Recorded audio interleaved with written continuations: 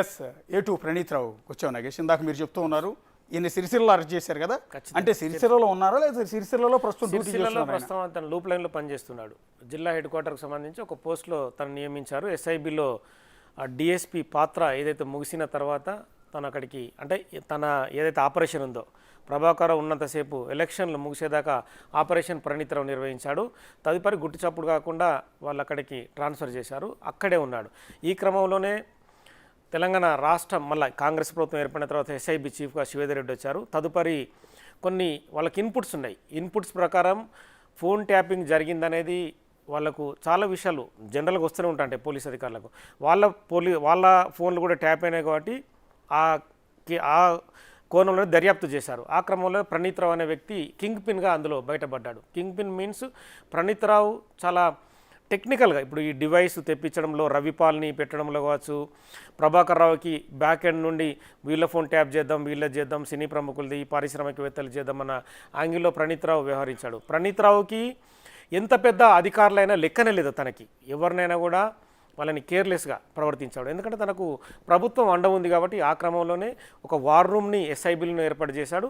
ఇక ప్రతిపక్ష నేత ఇండ్ల దగ్గర మనం చెప్పుకున్నట్టుగా వెహికల్స్ని ప్రైవేట్ వ్యక్తుల ద్వారా కూడా ట్యాపింగ్ చేశాడు. సో ప్రణీత్ రావు ఇందులో సూత్రధారి. ప్రణీత్ రావు చెప్పినట్టుగా ప్రస్తుతం భుజంగరావు, తిరుపతి అన్న ఇద్దరిని అదుపులోకి తీసుకున్న పరిస్థితి. ఇప్పుడు తిరుపతి అన్న గురించి మనము చాలా విషయాల్ని మనం కేంద్రీకృతం చేసాం. తిరుపతి అన్న నయీంకి చాలా అసోసియేట్గా దగ్గరగా పనిచేశాడు.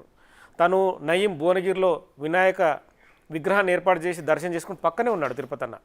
తను చూస్తేనే కొంచెం, అంటే తన హావభావాలు చూస్తేనే వెరైటీగా కనిపిస్తుంటాయి. తను కొంచెం భయానకంగానే ఉంటాడు. అతని క్రిమినల్ బ్యాక్గ్రౌండే.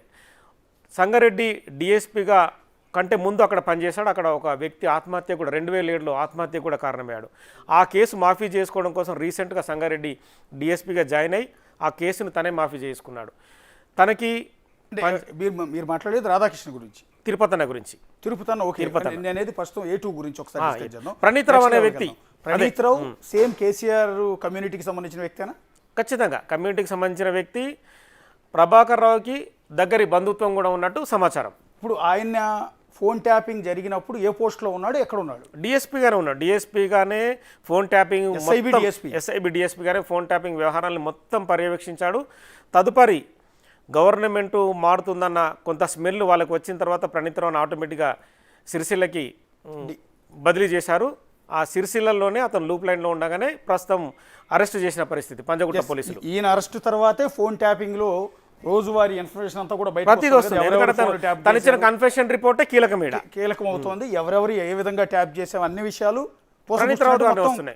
మొత్తం కన్ఫెషన్ లో చెప్పేస్తున్నాడు. అప్రూవర్గా మారలేదు. ప్రస్తుతం అయితే A2గానే ఉన్నాడు. ఇన్వెస్టిగేషన్లో ఉంది ప్రస్తుతం. ఎందుకంటే ఎఫ్ఐఆర్ ఎప్పటికప్పుడు ఆల్టర్ అవుతుంది. ఆల్టర్ అవుట్ మీన్స్ అంటే ఇందులో కీలకమైన వ్యక్తులు వస్తున్న కొద్దీ ప్రభాకర్ రావు A1గా మారిపోయాడు. A2గా ఫస్ట్ A1గా ప్రణీత్ రావు ఉండేవాడు. ఈ కేసులో కీలకంగా వ్యవహరించిన వ్యక్తి బ్యాక్ ఎండ్లో ఉన్న వ్యక్తి ప్రభాకర్ రావు కాబట్టి ప్రభాకర్ రావు ముందుకు వచ్చాడు.